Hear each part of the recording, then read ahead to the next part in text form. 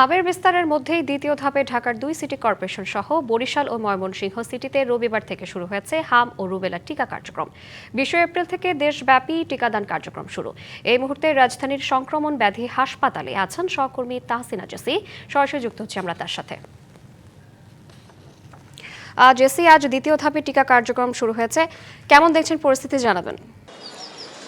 শ্রাবন্তী, আসলে আমি এই মুহূর্তে রয়েছি সংক্রামক ব্যাধি হাসপাতালে। এখানে অন্যান্য রোগের টিকা দেওয়া হয়ে থাকে, যেমন কোনো প্রাণীর কামড়ের টিকা দেওয়া হয়ে থাকে, তবে এখন পর্যন্ত আমি এখানে হামের টিকা দিতে দেখিনি। আজ এখানে হামের টিকা দেওয়া হচ্ছে না, কারণ প্রত্যেকটি সিটি কর্পোরেশনের নির্দিষ্ট কিছু স্পট আছে, স্বাস্থ্যকেন্দ্র আছে, সেখানেই হামের টিকা দেওয়া হচ্ছে।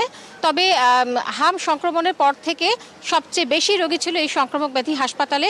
আজও আমরা সকালে এসেছি এবং আমরা দেখেছি যে এখানে অন্যান্য রোগীদেরকে সরিয়ে দেওয়া হয়েছে এবং পুরো হাসপাতাল জুড়ে প্রচুর হামের রোগী রয়েছে। হাসপাতালের যত শয্যা তার দ্বিগুণ হামের রোগী এখানে রয়েছে আমরা দেখেছি, এবং শয্যা সংকটে রোগীরা মেঝেতে কিংবা হাসপাতালের করিডোরে মেঝেতে শুয়ে চিকিৎসা নিতে আমরা তাদেরকে দেখেছি।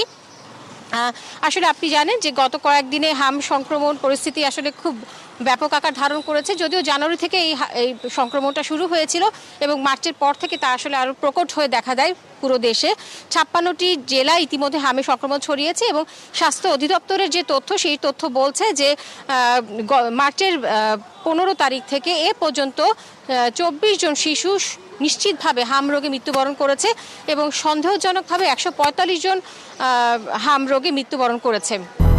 200-র বেশি সার্ভিস ও ফিচারে লেনদেনের সব বিকাশ অ্যাপে সম্ভব।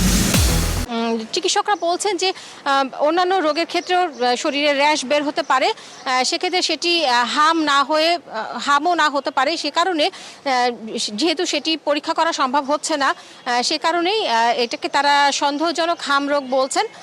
তো এই কারণেই আমরা দেখছি যে নিশ্চিতভাবে যেগুলো পরীক্ষা হয়ে আসছে সেগুলোকে তারা নিশ্চিতভাবে হাম রোগে মৃত্যু বলছেন।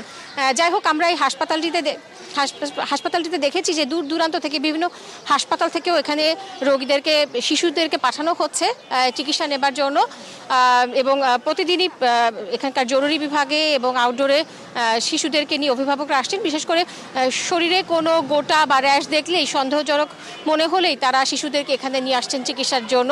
তো এই ছিল আমার কাছে এখানকার সর্বশেষ তথ্য, শ্রাবন্তী। পরবর্তীতে আমরা আপনাদেরকে আরও বিস্তারিত জানাতে পারবো। জেসি, আপনাকে ধন্যবাদ।